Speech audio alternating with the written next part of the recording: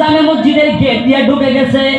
মাথার মধ্যে মুখের মধ্যে মুখোশ পরানো ছিল, কাপড় দিয়ে ঢাকা ছিল। উপনগরের মানুষ মনে মনে ভাবছে ইবনে হুসাইন হয়ে গেছে। উপনগরের মানুষ ভাবছে হুসাইন হয়ে গেছে। গেট দিয়ে ঢোকার সাথে সাথে ইয়া হুসাইন বলে নারা দেওয়া আরম্ভ করেছে। ইবনে জিয়াদ কোনো কথা বলে নাই। ইবনে জিয়াদ ডাইরেক্ট জামে মসজিদের বারান্দায় দাঁড়িয়ে লম্বা একটা ভাষণ দিল। ও কুফাবাসীর মানুষেরা, মুসলিম বিন আকিলের হাতে যারা যারা বয়াত গ্রহণ করেছো, আজকের ভিতরে যদি বয়াত ক্যান্সেল না করো, তোমাদের ধন দৌলত ছিনাই নেওয়া হবে, তোমাদেরকে কাতল করে দেওয়া হবে, তোমাদেরকে মেরে ফেলে দেওয়া হবে। তারপরে ওই চিঠিখানা নোমান বিন বাশিরকে দিল।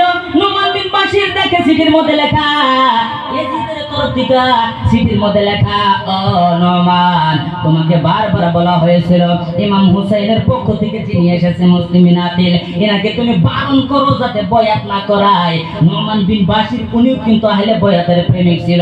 উনি বলছে আমার সিংহাসন যাবে যাক, তবে আহলে বয়াতের উপর দুশমনি করতে পারবো না, আমি বয়াতের উপর কোনো ধরনের ষড়যন্ত্র করতে পারবো না। ইবনে জিয়াদ চিঠি দেখানোর সাথে সাথে নোমান বিন বাশিরকে ওই চেয়ারের দিকে নামায়া দেওয়া হলো। ইবনে জিয়াদ ওই সিংহাসনের মধ্যে বসা মাত্রই লম্বা আলোচনা করা আরম্ভ করলো।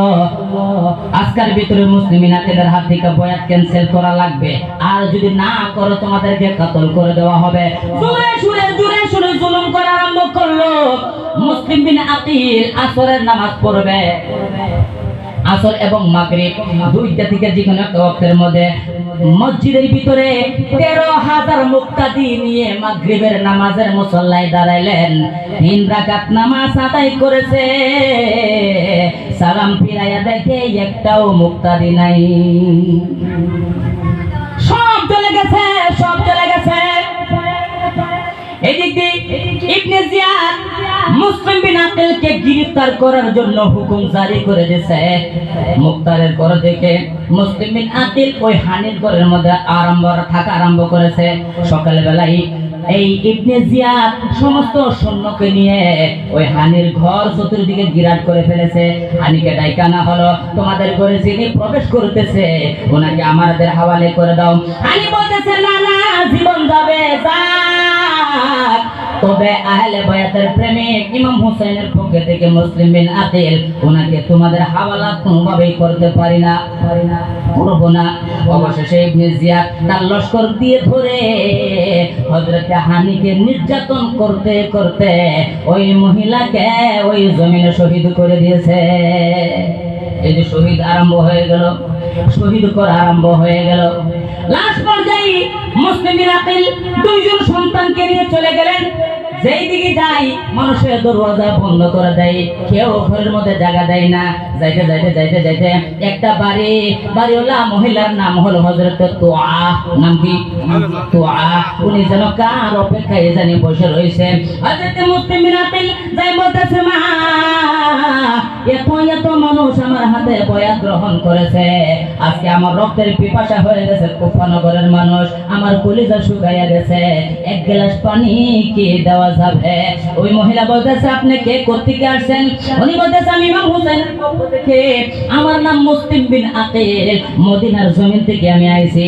ওই মহিলা ঘরের মধ্যে নিয়ে গেলেন, পানি দিলেন, খানা দিলেন, ঘরের মধ্যে শুইবার জন্য জায়গা দিলেন। ওই তো আরেকজন ছেলে ইয়াজিদি জাসুস যখন এলান হয়ে গেল ইবনে জিয়াদের দরবারে, মুসলিম বিন আকিলকে যে ধরে দিতে পারবে তাকে মালামাল করে দেওয়া হবে। সন্তান বাড়িতে আসলো খানা খাইতে, মা বলতেছে, বাবা রে, আমাদের ভাগ্য ভালো, আমাদের নসিব ভালো, আহলে বয়াতের একজন প্রেমিক নবীর বংশ ইমাম হোসেনের পক্ষ থেকে মুসলিম বিন আকিল আমাদের ঘরে মেহমান হয়ে আসছে।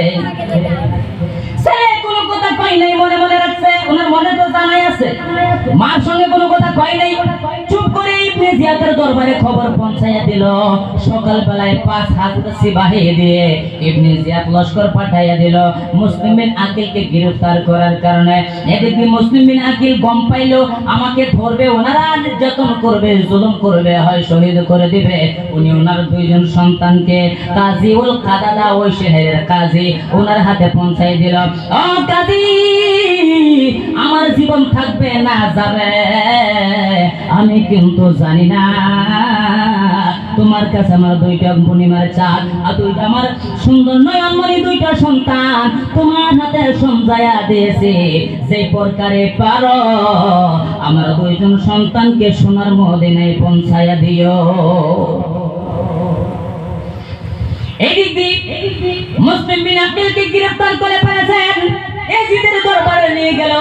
নিয়ে যাওয়ার পর বলতেছে, লম্বা ঘটনা সংক্ষেপে বলতেছে, ও মুসলিম বিন আকিল, তুমি এজিদের হাতে বয়াত করবা কি করবা না? উনি বলতেছে, না না, আমি কোনো ভাবে বয়াত গ্রহণ করতে পারবো না। যদি বয়াত তুমি গ্রহণ না করো তাহলে তোমার জান দিতে হবে। মুসলিম বিন আকিল বলতেছে, আমার জান যাবে যাক, কিন্তু আমি এজিদের হাতে কিন্তু বয়াত গ্রহণ করতে পারবো না। লম্বা ঘটনা, ওই জায়গায় চতুর্দিক দিয়া তীর চালাইয়া মুসলিম বিন আকিলের শরীরের মধ্যে তলোয়ার আঘাত দিয়া ক্ষত বিক্ষত করে ফেলেছে। ইবনে জিয়াদ জল্লাদকে হুকুম করেছে, কুফা নগরের জামে মসজিদের ওই ছাদের উপরে নিয়ে যাও। সেই জায়গার মধ্যে নিয়ে ওই মুসলিম বিন আকিলের মাথা কাইটা জমিনের মধ্যে ফেলে দাও। মুসলিম বিন আকিলকে রশি লাগাইয়া শেরসায়া নিয়ে গেল ওই মসজিদের উপরে।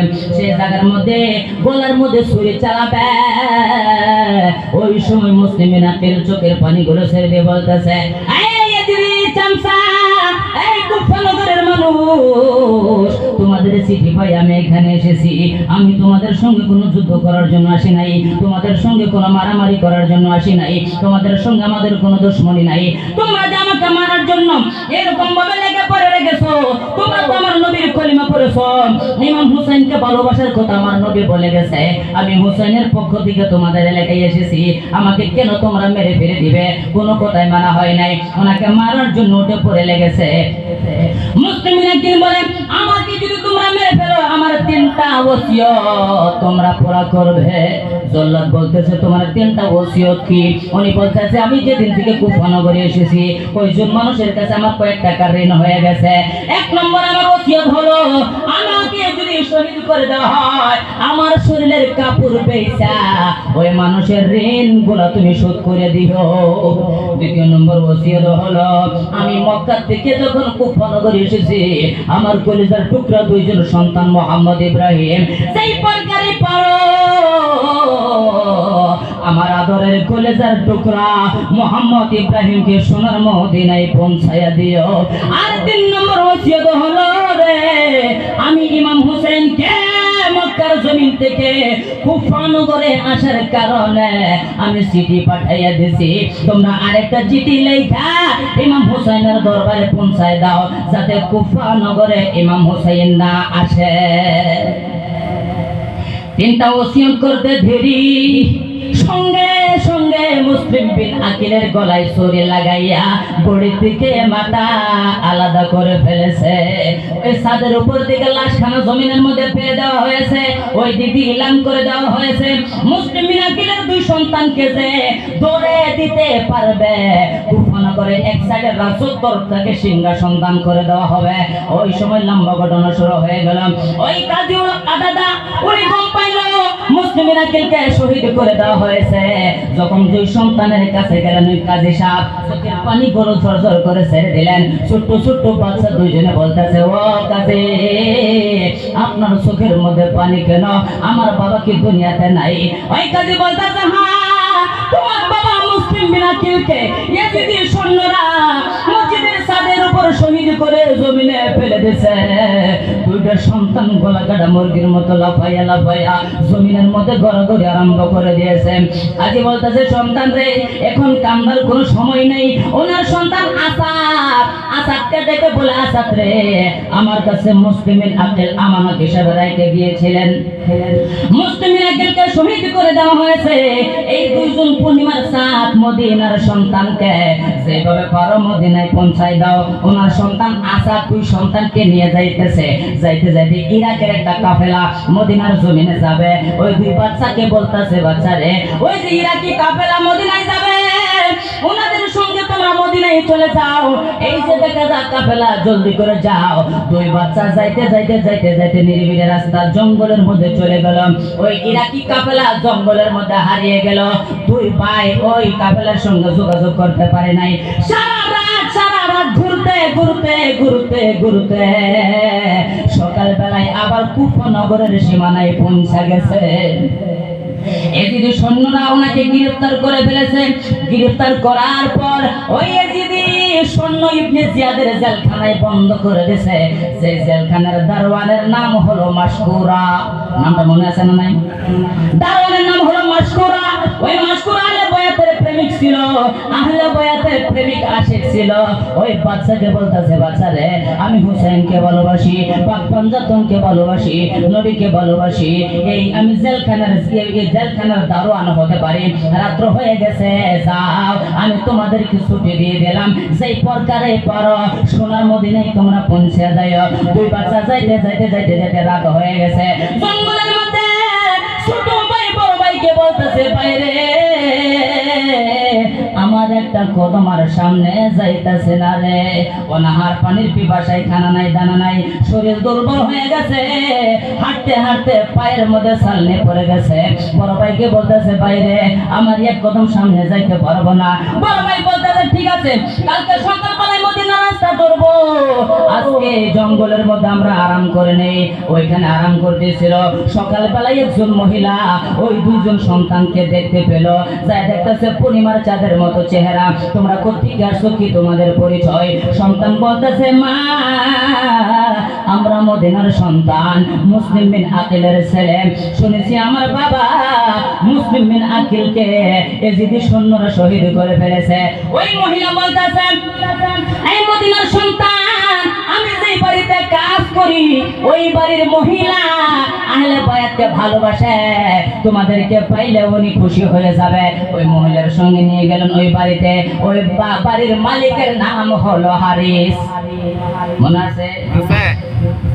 উনি রাত্রেবেলা খাওয়ার জন্য বাড়িতে আসলো।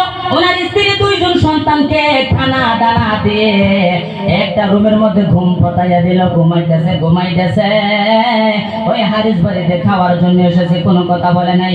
রাত্রবেলায় ছোট ভাই হাউমাউ করে কাঁদতেছে। বড় ভাই কাঁদতেছে। বড় ভাই ছোট ভাই জিজ্ঞা, বাইরে ভাই তুমি কেন কাঁদছ? বলে আমার ঘুম আসে না। ছোট ভাই বলে, বাইরে তুমি কেন চিৎকার মারে উঠলা? বড় ভাই বলতেছে, বাইরে আমি স্বপ্নে দেখেছি আমার বাবা রাসূলের সোনার মদিনায় হাজির হয়ে গেছে। আমার বাবা রাসূলের দরবারে হাজির হয়ে গেছে। আল্লাহর নবী মুসলিম বিন আকিলকে বলতেছে, ও মুসলিম বিন আকিল, ইমাম হুসাইনের পক্ষে থেকে তুমি গেলা কুফা নগরে, তুমি আমি নবীর কাছে আইসা গেছো, তোমার আদরের সন্তানকে কই রাইখা আইছো? মুসলিম বিন আকিল বলতেছে, ইয়া রাসূলুল্লাহ, হুজুর গো, অল্প সময় ধৈর্য ধরেন, আপনার আদরের নাতি মুহাম্মদ ইব্রাহিম এখনই আপনার কদমে হাজির হয়ে যাবে। এই কান্নাকাটির আওয়াজ শোনা মাত্রই ওই হারিস বলতেছে, আমার বাড়িতে তো কোনো সন্তান নাই, কোনো ছোট বাচ্চা নাই, এত মিষ্ট মধুর কান্না কোত্থেকে আসলো? বিবিকে বলতেছে, বিবি রে কে কান্নাকাটি করে? বিবি বলতেছে, আমাদের বাড়িতে নাই, অন্য বাড়িতে কান্নাকাটি করতেছে। উনি বলতেছে, না না, আমাদের এলাকার বাচ্চার কান্নার আওয়াজ তো এরকম কোনোদিন শুনি নাই। উনি চলে গেল ওই রুমের মধ্যে, ছোট্ট দুইটা বাচ্চা দেখে বলতেছে, হাই হাই, সারাদিন তোমাদেরকে তালাশ করতেছি, এখন তোমরা আমার বাড়িতে তোমরা পলাইয়া রইছো। ওই হারিসের দুইজন সন্তানের শরীরের মধ্যে এরকম ভাবে থাপ্পড় মারা আরম্ভ করলাম। ছোট ভাই বড় ভাইকে আল্লাহ করে চিৎকার করতেছে, এই সময় এখানে ওনাদেরকে মারতেছে। দুই ভাই বলতেছে, হারিস রে, কোনো দোষ করি নাই, কোনো দোষ করি নাই, আমাদেরকে ছেড়ে দে, জীবনে কোনোদিন কুফা নগরে আসবো না, আমরা কোনোদিন তোদের কোনো ভুল করি নাই, তোদের কাছে কোনো দোষ আমি করি নাই। হারিস কোনো কথা মানে নাই। তার বিবি হারিসের পায়ে ধরতেছে, স্বামী গো, তোমার যদি মারার ইচ্ছা থাকে আমাকে মেরে ফেলে দাও, মদিনার সন্তানের গায়ে হাত দিবা না।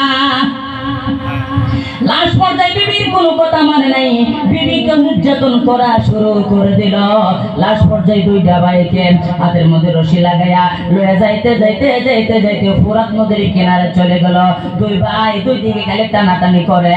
লাশ পর্যায়ে ওই হারিস লম্বা একটা দাঁড়ানো ছুরি নিয়ে ছোট ভাইয়ের সামনে বড় ভাইয়ের গলার মধ্যে ছুরি লাগাইয়া বড়ি থেকে মাথা আলাদা করে ফেলেছে। বড় ভাই মাথা সারা বড়ি ফুরাত নদীর কিনারে পড়ে মাথা সারা বড়ি থেকে আওয়াজ আসে, হারছে মারিস না, তোদের কুফা নগরে আর জীবন আইতাম না। বড় ভাইয়ের লাশ দেখে ছোট ভাই আনজাইয়া ধরে কান্নাকাটি করতেছে। লাশ পর্যায়ে হারে ছোট ভাইটাকেও ওই জায়গার মধ্যে শহীদ করে দিয়েছে। ওই গলাকাটা পড়ি মাথা সারা পড়ি এক ভাই আরেক ভাইকে আনজাইয়া ধরে কান্দা বলে, ভাই রে ভাই, বাবা গেছে যে হালে আমরাও সইব সে হালে। ওরে কার বলারি আগুন আমার, কার বলারি আগুন আমার লাগলো কলেজায়। এমন ঢঙ্গে মুসলমান ছিল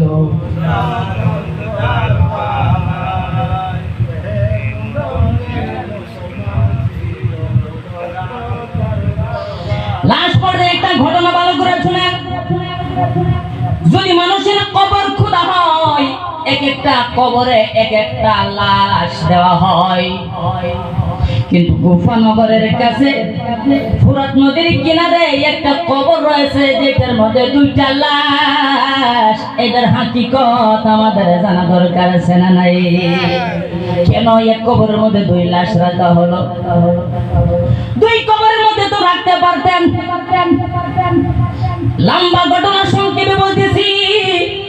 আজরাইল আলাইহিস সালাতু ওয়াস সালাম উনি মনে মনে চিন্তা করলেন, আমাকে তো আমার আল্লাহ বানাইছে মানুষের জান কবজ করার কারণে। কিয়ামত আসবো, আমিও মরে যাব, আমার জান কবজ হয়ে যাবে, আল্লাহর হুকুমে আমার জান চলে যাবে। কিন্তু নবী দুনিয়ার জমিনে কোটি কোটি মানুষের জানাজা নামাজ আদায় করেছে। আমার মনে চায় একবার রাসূলের হাতে আমার জানাজার নামাজ হয়ে যায়। সুবহানাল্লাহ বলেন। কাফনের কাপড় পরে রাস্তার মধ্যে শুয়ে গেলেন। আল্লাহ নবী সাহাবাদিগকে নিয়ে যাইতেছে জঙ্গলের রাস্তা দিয়ে। পট করে দেখে মানুষ নাই, লাশ কাফন হয়ে পড়ে রইল। আল্লাহ নবী সাহাবাকে বলল, কবর খোদাই করো। কি করো? কি করো? কথা বলে কি? কবর খোদাই করো, কবর। সাহাবারা কবর খুঁজলেন। আল্লাহ নবী রাহমাতাল লিল আলামিন আজরাইলের জানাজা নামাজ কমপ্লিট করে দিলেন। কি করে দিয়েছে? আল্লাহ আজরাইলের জানাজা নামাজ কমপ্লিট করে ফেলেছে। জানাজা নামাজ যখন শেষ হয়ে গেছে, আজরাইলের লাশ গায়েব হয়ে গেছে। আল্লাহ নবী যাইতেছে গা, কবর ডাক দিয়া বলে, নবী গো, আমাকে কবর খুঁজলেন, লাশ কই? লাশ দিয়ে যান। আমার খানা কই? আমার খানা দিয়ে যান। আল্লাহ নবী কোথা থেকে দিবে লাশ? লাশ তো গায়েব হয়ে গেছে। নবী পিছন দিকে তাকায় বলে, কবর রে, আজকে তোর কাছে লাশ দেওয়ার কথা ছিল একটা, এমন একটা দিন আসবে তুই কবরকে আমি লাশ দেব দুইটা। সুবহানাল্লাহ। তুই কবরকে লাশ দেব দুইটা। ওই ঘটনা ফুরাত নদীর কিনারে এক কবরের ভিতরে মুসলিম বিন আকিলের দুইজন সন্তানের লাশ একই কবরের মধ্যে দাফন করা হয়েছে। সুবহানাল্লাহ। লম্বা ঘটনা। মুসলিম বিন আকিলের ছেলেদিকে শহীদ হয়ে গেছে, ওই দিক দিয়ে চিঠি পৌঁছে গেছে মক্কার জমিনে। লম্বা ঘটনা। ইমাম হুসাইন কাফালা নিয়ে আস্তে আস্তে কারবালার জমিনে এসে গেছে। কারবালার জমিনে আসার পর ওই জায়গার মধ্যে ইবনে জিয়াদ 5000 সেনা দিয়ে হযরতে সাদ ওনার ছেলে আমর বিন সাদ, চিন্তা করছেন বাবা সাহাবা, সন্তান হয়ে গেছে মুনাফিক। আমিরে মাফিয়া সাহাবা, তার সন্তান হয়ে গেছে হযরতে সাদ নবীর সাহাবা, তার ছেলে হলো আমর বলতেছে ইমাম হুসাইন। লম্বা ঘটনা এই কারবালা। আপনি ইমাম হুসাইনের হাতে বয়াত গ্রহণ করেন। ইমাম হুসাইন বলতেছে, ও আমর, তুমি তো ভালো করে জানো আমি যদি বয়াত গ্রহণ করতাম, এই প্রথমে মদিনায় তো বয়াত করলাম হয়, না হয় মক্কার জমিনে চিঠি আইছিল, আমি ওইখানেই বয়াত গ্রহণ করলাম হয়। কিন্তু আমি বয়াত গ্রহণ করার জন্য আসি নাই, কিন্তু তোমাদের তলোয়ারের অবস্থা তো কিন্তু ভালো দেখা যায় নাই। এই যে দেখো চিঠি নিয়ে এসেছি, কুফনগরের মানুষের চিঠি পাই এখানে এসেছি। না না, চিঠি পেয়ে এসেছো ভালো কথা, এজেদের হাতে বয়াত গ্রহণ করা লাগবে, লম্বা ঘটনা। বলে না না, বয়াত গ্রহণ করব না। লাস্ট পর্যায়ে এজেদের কাছে কাসিদ পাঠাইলেন, ও ইয়াজিদ, ইমাম মুসলিম আপনার হাতে কোনো প্রকারে বয়াত গ্রহণ করবে না। আমার 5000 সৈন্য দিয়ে ওই যে শিমুরকে পাঠিয়ে দিল ওই কারবালার জমিনে, ওনাকে বলে দিল যে প্রকারে পারো ফুরাত নদীর পানিকে বন্ধ করে দাও, পাহারা লাগায় দাও। ইমাম হুসাইন তাদের কাফেলা, ছোট ছোট বাচ্চা সবাই যখন পানির পিপাসায় ছটফট ছটফট করবে, তখনই আমি ইয়াজিদের হাতে ইমাম হুসাইন বয়াত করবে। লম্বা ঘটনা। 7 তারিখ মুহররমের 7 তারিখ ঘটনা, 8 তারিখ 9 তারিখ পার হয়ে গেছে, সারা রাত ইবাদত বন্দেগীতে কাটিয়ে দিয়েছে আমর বিন সাদ। উনি বলতেছে তোমাদের কাছে আর সময় নেই, মুহররমের 9 তারিখ আজকে যুদ্ধ করতে হবে। ইমাম হুসাইন বলতেছে না না, আজকে যুদ্ধ আমরা করব না, আমাদের কি একটা রাত সময় দে, যাতে আমরা মন প্রাণ ভরে আল্লাহর দরবারে ইবাদত করে স্বাদ গ্রহণ করতে পারি। সুবহানাল্লাহ বলেন। রাত্রবেলা ঘুম নাই, ইবাদত বন্দেগী করতেছে। ইমাম হুসাইন সঙ্গী সাথীদেরকে ডেকে বললেন, ও সঙ্গী সাথীরা, আমার সঙ্গে তোমরা মদিনা থেকে মক্কা, মক্কা থেকে কারবালার জমিনে দুঃখে সুখে অনেক সময় আমাদের সাথ দিয়েছ। আজকে এই জায়গার পরিস্থিতি ভালো না, আমার রক্তের পিপাসা হয়েছে, এই যে কুফনগরের মানুষ, তোমাদের সাথে কোনো দুশমনি নাই। আজকে রাত্রে তোমরা নিজেদের জান বাঁচাও, আর যার যেভাবে পারো নিজের বাড়িতে চলে যাও। কেউ রাজি হলো না। ও হুসাইন, মদিনার জমি থেকে আপনার সঙ্গে রয়েছি, মক্কা থেকে আপনার সঙ্গে রয়েছি, কুফনগর আপনার সঙ্গে থাকবো, কারবালার জমিন আপনার সঙ্গে থাকবো। যদি মরতে হয় আপনার কারণে মরবো, আর যদি বাঁচতে হয় আমরা একসাথে বাঁচবো, কিন্তু আপনি হুসাইনকে ছেড়ে কিন্তু যাব না। সবাই তাম্বুর ভিতরে রয়ে গেলেন, সারা রাত ইবাদত বন্দেগী করলেন। সকাল হয়ে গেল, রাত্র বেলায় হযরত ইমাম হুসাইন হযরত কাসিমকে ডেকে বলে দিল, কাসিম রে, কারবালার ময়দানে একবার যাও, দিনের বেলায় যুদ্ধ করা লাগবে, ভালো করে কারবালার ময়দান দেখে নাও, যাতে যুদ্ধ করতে কোনো অসুবিধা না হয়। হযরত কাসিম রাত্রে বেলায় ফজরের আগে কারবালার ময়দানে চলে গেলেন। তাই কারবালার ময়দান চতুর্দিকে চক্কর লাগায়া দেখে চিরতরে খালি, তবে একজন মহিলা হাতের মধ্যে ঝাড়ু নিয়ে কারবালার ময়দান সাফাই করতেছে। সুবহানাল্লাহ। হযরত কাসিম তাম্বুর কাছে আইসা একটা চিৎকার মারছে, হুসাইন, কারবালার ময়দান চিরতরে খালি, তবে দেখি একজন মহিলা হাতের মধ্যে ঝাড়ু নিয়ে কারবালার ময়দান সাফাই করতেছে। আল্লাহু আকবার। ইমাম হুসাইন একটা চিৎকার মেরে বলতেছে, কাসিম রে, এই কারবালার ময়দানে যেই মহিলা সাফাই করতেছে ওটা দুনিয়ার কোন মহিলা না, আমার নানার কলেজার টুকরা, জান্নাতের রমণীদের সরদারিনী, আমার গর্ভধারিণী মা ফাতেমা, ওনাকে আমার আল্লাহ জান্নাত থেকে পাঠাইয়া দিয়েছে কারবালার ময়দান সাফাই করতে। আমি দিনের বেলায় সন্তান হয়ে শহীদ হয়ে যাইব, আমার মা কারবালার ময়দান সাফাই করতেছে। লম্বা ঘটনা, লম্বা ঘটনা। সকাল হয়ে গেছে, যদি সৈন্যরা আমর বিন সাদ ওই তাম্বুর পাশাপাশি আইসা ইমাম হুসাইনকে ডাক মারছে, হুসাইন তোমাদের আর রক্ষা নাই, লাস্ট চান্স তোমাকে দেওয়া হইতেছে, এখনো টাইম আছে, ইমামদের হাতে বয়াত গ্রহণ করো, না হলে আমাদের সঙ্গে যুদ্ধের জন্য প্রস্তুত হয়ে যাও। ইমাম হুসাইন ঘোড়া নিয়ে বাহির হইলেন, আর বলতেছে, ও কুফনগরের মানুষ, আমাদের সঙ্গে তোমাদের কিসের দুশ্মনী, তোমাদের সঙ্গে আমাদের কোনো দুশ্মনী নাই, তোমাদের সঙ্গে আমাদের কোনো হিংসা তকব্বর নাই। আমরা এখানে মারামারি করার জন্য আসি নাই, আমরা যুদ্ধের হাতিয়ার নিয়ে আসি নাই, আমরা তোমাদের সঙ্গে কোনো মারামারি করার জন্য আসি নাই। আমাদেরকে কেন মারার জন্য তোমরা লেগে পড়ে উঠেছ? আমার বলতেছে না না, আপনি যদি ইয়েজিদের হাতে বয়াত করেন তাহলে ঝামেলাই নাই। ইমাম হুসাইন বলতেছে আমি সেই নবীর নাতি, সেই নবীর কলিমাই তো তোমরা পড়েছো। আমাকে যদি মেরে ফেলো হাসরের ময়দানে আমার নানার সামনে চেহারা তোমরা কেমনে দেখাইবে? কেমনে দেখাবে? না না, কোনো কথা মানা হবে না। লম্বা গুলো হয়ে গেল, যুদ্ধের জন্য প্রস্তুতি হয়ে গেল। ওই নবীর সাহাবা আমর বিন সাদ, এই সাদের ছেলে আমর, উনি দাঁড়ানো একটা বল্লম লইয়া ইমাম হুসাইনের দিকে এত দূরে নিক্ষেপ করে বলতেছে, ও কুফা নগরের মানুষ সাক্ষী হয়ে যাও, কারবালার ময়দানে সর্বপ্রথম ইমাম হুসাইনকে যে বল্লম আঘাত করেছে আমি সেই আমর। চিন্তা করছেন? বললো মারছে আর তোর সাক্ষী হয়ে যাও। আহলে বায়াতের উপর আক্রমণ করার সর্বপ্রথম যিনি বল্লম নিক্ষেপ করা হয়েছে সেই আমর, আমি আমর।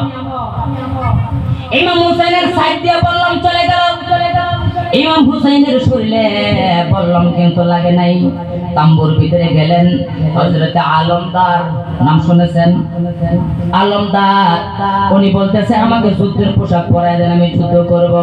আলমদারকে যুদ্ধের পোশাক পরাই দিল, মাথায় পাগড়ি দিয়ে দিল, হাতের মধ্যে তলোয়ার দিয়ে দিল। কারবালার ময়দানে যুদ্ধ শুরু হয়ে গেল। কারবালার ময়দানে একটা চক্কর লাগাইলো আর বলতেছে আসলে কেউ মায়ের যদি দুধ খাইয়া থাকো 3 দিন পর্যন্ত পানির পিপাসায় রাখলি, 3 দিন পর্যন্ত আমাদেরকে উপবাসে রাখলি, আমাদের খুনের পিপাসা এতটা হয়ে গেলে মায়ের যদি হালালি দুধ খাইয়া থাকো আয় আমাদের সঙ্গে যুদ্ধ কর। আলমদারের সঙ্গে যুদ্ধ আরম্ভ হয়ে গেল। শত শত ইয়েজিদি সৈন্যদেরকে উনি গলাকে কেটে জাহান্নামে পাঠিয়ে দেওয়ার পর আমর বলতেছে, ও সৈন্যরা, একা একা যদি এরকম ভাবে যুদ্ধ করা হয় আলমদারের সাথে তোমরা কেউ পাবে না, সবাই একসাথে যুদ্ধ করো। কিতাবের মধ্যে পাওয়া যায় একসাথে যুদ্ধ করে ফেলেছে, চতুর্দিকে তীর মারা আরম্ভ করে ফেলেছে, তীর মারতে মারতে কত বিক্ষত করে ফেলেছে। আলমদার জমিনের মধ্যে পড়ে গেছে, উনি দুনিয়া থেকে চিরতরে বিদায় হয়ে গেছে। হযরত হুসাইন বাইরে বের হয়ে আলমদারের লাশ ওই তাম্বুর ভিতরে এনেছে, তারপরে বের হয়ে গেল হযরত আব্বাস, নাম শুনেছেন?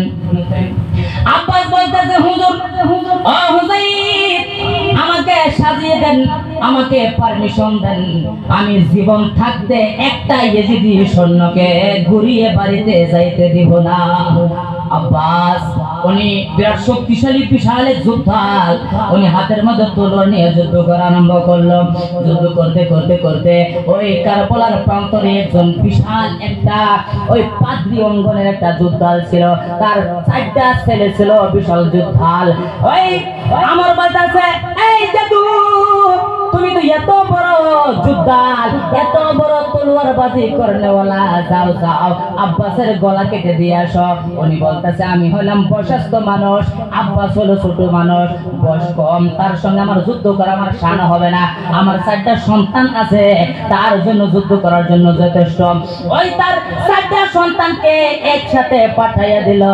হযরত আব্বাস তলোয়ার দিয়ে একটা ঘুরান দিছে, 4টা ছেলের মাথা কাইটা জমিনে পড়ে গেছে। যুদ্ধ শুরু হয়ে গেল, গলা কাটাকাটি আরম্ভ হয়ে গেল। কাটতে কাটতে শত শত ইয়েজিদি সৈন্যদেরকে গলা কেটে জাহান্নামের মধ্যে পৌঁছাই দিল। লাশ পর্যায়ে তাম্বুর ভিতরে আইসা বলতেছে, হুসাইন রে, আজকে 3 দিন ধরে পানির পিপাসায় কলেজা শুকাইয়া গেছে, আমার আর কদম চলে না, আমার আর শরীর চলে না, আমি যুদ্ধ করতে পারতেছি না। হুসাইন, এক ডুব পানি যদি দিতে পারেন আমি কথা দিলাম কারবালার ময়দান সাফাই করে দিব। হযরত কাসিম বলতেছে, বাবা রে, তোমাকে পানি কোত্থেকে দিব? পানি নাই, পানি নাই। 3 দিন ধরে সবাই উপবাস করে রয়েছে, পানি কেউ নাই। তবে আব্বাস রে, আমরা যখন ছোট অবস্থায় ছিলাম, পানির পিপাসায় যদি ছটফট ছটফট করতাম, রাহমাতাল লিল আলামিন উম্মতের কান্ডারি গুনাহগারের বন্ধু, আমি হুসাইনের মুখের মধ্যে আল্লাহর নবীর জিহ্বা মোবারক দিত, নবীর জিহ্বা মোবারক চুষে চুষে আমরা গলা ভিজায়া ফেলতাম, আমাদের পানির পিপাসা মিটে যাইতো।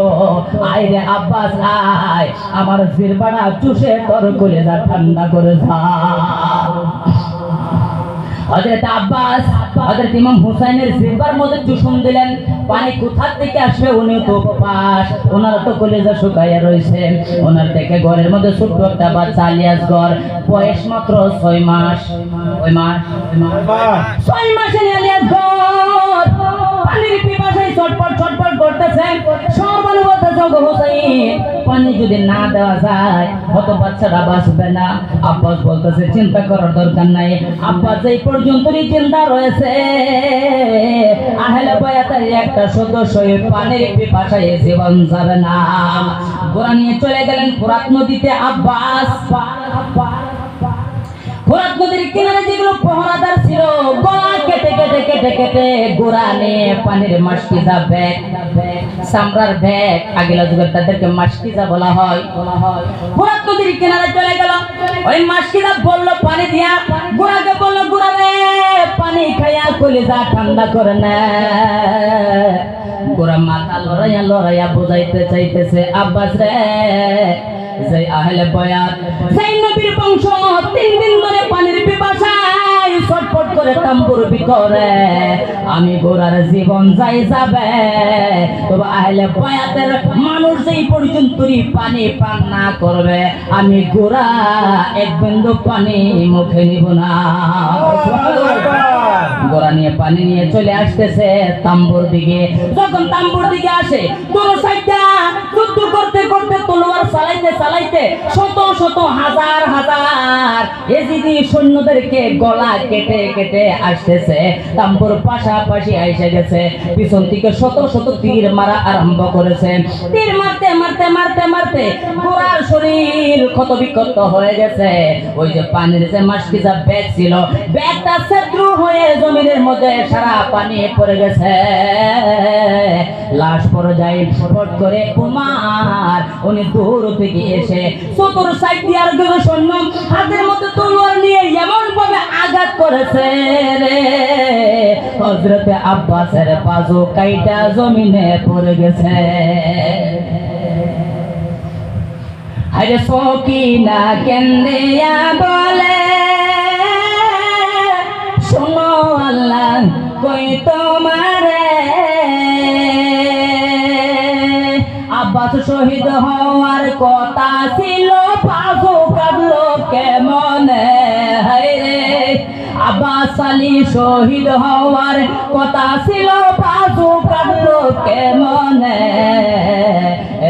মন্ডঙ্গের মুসলমান ছিল দস্তকার বলায়, বলেন কার বলারে গোনা মার লাগলো কলিজা। মন্ডঙ্গের মুসলমান ছিল দস্তকার। ওই পানির মাসকিদার জবানের মধ্যে কামড় দিয়ে পায়ে হাত দিয়ে তলোয়ার চালানো আরম্ভ করলো। চালাতে চালাতে চালাতে চালাতে লাশ পর্যায়ে চতুর সাইড দিয়ে সৈন্য আসে, আরেকটা কূপ দিল হযরত আব্বাসের, এই ডান পায়ে হাত কেটে জমিনে পড়ে গেল। ওই তাম্বু পর্যন্ত যাইতে পারে নাই। একটা তীর ডাইরেক্ট আসতে আসতে হযরত আব্বাসের কপাল দিয়ে ঢুইকা মস্তকের মধ্যে গেঁথে গেছে। মস্তকের মধ্যে যাওয়ার পর হযরত আব্বাস জমিনের মধ্যে পড়ে চিরতরে বিদায় হয়ে গেছে। লম্বা ঘটনা। ইমাম হোসেন তাম্বু থেকে বের হয়ে আব্বাসের লাশ তাম্বুর ভিতরে নিয়ে গেলেন। হযরত কাসিমের কথা ইনি বলেছেন, কাসিম শহীদ হয়ে গেছে, আর কাসিমের লাশ তাম্বুর মধ্যে আনছেন। এবার চিন্তা করতেন শহর বানু বলে, সৈন্য বলতে হুসাইন 6 মাসের শিশু আলিয়াস ঘরের জীবন যাবে। এই যে দেখেন চেহারা লীল হয়ে গেছে, সব দুটো বাহির করে দিছে। হোসাইন গো, এক বিন্দু যদি পানি খাওয়াইতে না পারেন তাহলে হয়তো দুনিয়া থেকে বিদায় হয়ে যাবে। হযরত হোসাইন লম্বা ঘটনা নিয়ে গেলেন ফরিদ নদীর কিনারে, ফুরাত নদীর কিনারে। জয়নব বলতেছে যারা যারা আমাদেরকে মারার জন্য এসেছে ওনাদেরকে ছোট ছোট সন্তান হয়তো বাড়িতে আছে, আমাদের সন্তান দেখলে ওনাদের কলিজায় মায়া লাগতে পারে, হয়তো এক বিন্দু পানি ওনারা দিতে পারে। ইমাম হোসাইন নিয়ে গেল কিন্তু কোনো পানি দেওয়া হয় নাই। ওনাদের কাছে আনতি বিনতি বহুত করা হয়েছে, কোনো পানি দেয় নাই। লাস্ট পর্যায়ে ইমাম হোসাইন নিজেই ফরিদ নদীর ভিতরে ঢুকে গেলেন, ফুরাত নদীর মধ্যে নামলেন আর ওনার সন্তানকে পানি খাওয়াবে। এজিদি সৈন্যরা লক্ষ্য করে ইমাম হোসাইনের দিকে তীর নিক্ষেপ করলো। ইমাম হোসাইনের গায়ে লাগে নাই, আস্তে আস্তে তীর 6 মাসের শিশু আলী আকবরের কলিজায় ছিদ্র হয়ে যায়। হযরত আলী আকবর চোখ দুটা বের করে দিয়ে, জিহ্বা বের করে দিয়ে বাবারে বোঝাইতেছে, বাবা গো আর জীবনে তোমার কাছে পানি চাইতাম না, বাবা গো তুমি আমাদেরকে আখিরি পানি খাওয়াইয়া দিছ। হযরত ইমাম হোসাইন ওই বুকের মধ্যে ছোট বাচ্চাকে নিয়ে চলে গেলেন তাম্বুর ভিতরে। ডাক দিতেছে, সরবানু রে, এই দেখ তোর বাবারে জীবনের পানি খাওয়াইয়া নিয়ে আইছি। সরবানু দেখে আলী আসগরের কলিজার মধ্যে তীর লাইগা রয়েছে। হোসাইনকে বলতেছে, হোসাইন জলদি করে তীর খুলে ফেলেন, আর যদি তীর না খুলে ফেলেন সন্তানটা হয়তো দুনিয়ার জমিনে থাকবে না। ইমাম হোসাইন তীরের মধ্যে ধরে টান মারছে, তীরের আগায় 6 মাসের শিশুর কলিজা ছিঁড়া আয়া গেছে। লম্বা ঘটনা সংক্ষেপ করে বলতেছি, হযরত আলী আকবর শহীদ, হযরত আলী আসগর শহীদ, হযরত ইমাম হোসাইন শহীদ। লাস্ট পর্যায়ে ইমাম হোসাইন শহীদ করার পর এদিকে সৈন্যরা 70টা ঘোড়া একসাথে করে ইমাম হোসাইনের মাথা সারা বড়ি শিমুর যখন জবাই করে বুকের মধ্যে চলে বসে গেছে। ইমাম হোসাইন বলতেছে, বুঝেছি তুই গলা কাটা ডোরা কাটা কালা কুকুর, যেই কথাই আমার নবী 30 বছর আগে বলে দিছে। সুবহানাল্লাহ বলেন। আমি বুঝেছি তুই সেতু গলা কাটা কালা কুকুর, তুই কুকুর কেন বলা হয়েছে? আল্লাহ নবী একদিন স্বপ্নে দেখেছে ইমাম হোসাইনের রক্তের মধ্যে কুত্তায় মুখ লাগাইছে। হোসাইন বলতেছে, আমি বলেছি তুই কালা ডোরা কাটা কালা কুকুর ডোরা কাটা কেন বলা হলো? শিমুর ছিল দলিকুর বেমারি। কি বেমারি? দলিকুর বেমারি। সে একদম কালা মানুষ, একদম কালা, কিন্তু দলিকুর বেমারের কারণে সগা পাগা হয়ে গেছে। কোন জায়গায় সাদা সাদা চেহারা, সাদা গলায় সাদা, বিভিন্ন জায়গায় সাদা সাদা আছে না? আছে। এই কারণে বলতেছে আমি চিন্না লাইছি তুই যে কুকুর ডোরা কাটা কালা কুকুর, আমার নানা বলেছে আমার রক্তে তুই মুখ লাগাইছ। ইমাম হোসেন শহীদ করে দেওয়া হলো। ইমাম হোসেনের মাথা বলল মেরা গায়ে লাগাইয়া নিয়ে যাইতে যাবে ওই এজিদের দরবারে। রাস্তায় একজন পাদ্রী দেখলো, হিন্দু পাদ্রী সাধু। উনি বলতেছে তোমরা কোত্থেকে আসতেছ? এনারা বলতেছে আমরা ইমাম হোসেনকে শহীদ করেছি। এই মাথা কার? বলে ইমাম হোসেনের মাথা। উনি বলতেছে হ্যাঁ হে কি সর্বনাশটাই না তোমরা করলা। আচ্ছা যেটা করেছো, উনি তো আসল কথা বলতে পারতেছে না। ওনাদেরকে বলতেছে এজিদের দরবারে যদি যাও রাত্র হয়ে যাবে, যাইতে পারবে না। আজকে আমি পাদ্রীর মহলের মধ্যে থাইকা রাতটা কাটাইয়া যাও। এজিদি সৈন্যরা ইবনে জিয়াদ বলতেছে না না, রাত্র থাকাই এখানে যাব না। পাদ্রী বলতেছে এক রাতের বিনিময় তোমাদেরকে 10,000 দিরহাম দান করা হবে, টাকা পুরস্কার দেওয়া হবে, ভালো করে খানা দেওয়া হবে, কিন্তু আজকে একটা রাত আমার মহলের মধ্যে থাকো। ইবনে জিয়াদ আর তাদের লস্কররা সবাই মিলাই ওনার মহলের মধ্যে রাত কাটানোর জন্য প্রস্তুত হয়ে গেল। পাদ্রী বলতেছে ইমাম হোসেনের মাথা আমার রুমের মধ্যে কিন্তু রাখতে হবে। ইবনে জিয়াদ কথাটা মেনে নিলেন। ইমাম হোসেনের মাথা পাদ্রীর রুমের মধ্যে রাখা হয়ে গেল। এদিক দিয়ে তারা নাচানাচি খাওয়া দাওয়া ঘুম, রাত্রবেলা ঘুমাই গেল।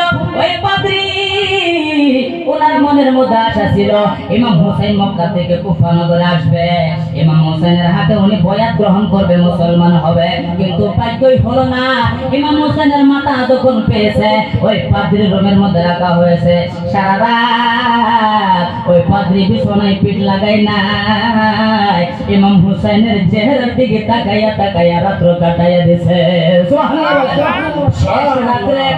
শেষ রাত্রে ফজরের আগে আগে ওনার ঘুমে ধরে গেছে, হট করে উনি ঘুমায় গেছে।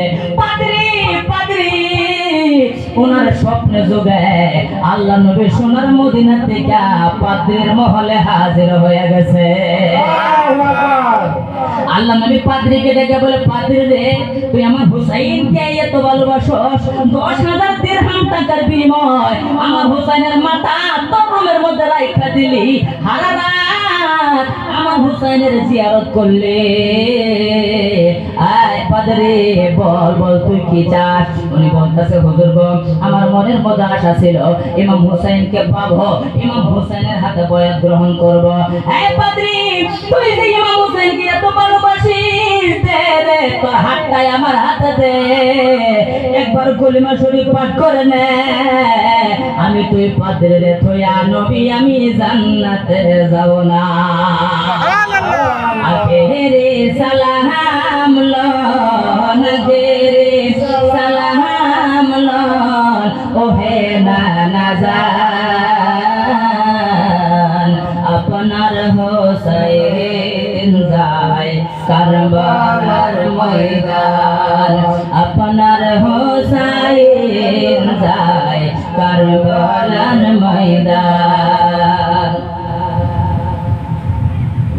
আপনার হোসেন কারবালায় যায় দিব গলা কাটাইয়া, আর আসবে না আপনার হোসেন, আর আসবে না আপনার হোসেন মদিনা মাকাম, আপনার হোসেন যায় কারবালার ময়দান। জোরে বলেন মারহাবা, আর জোরে বলেন মারহাবা।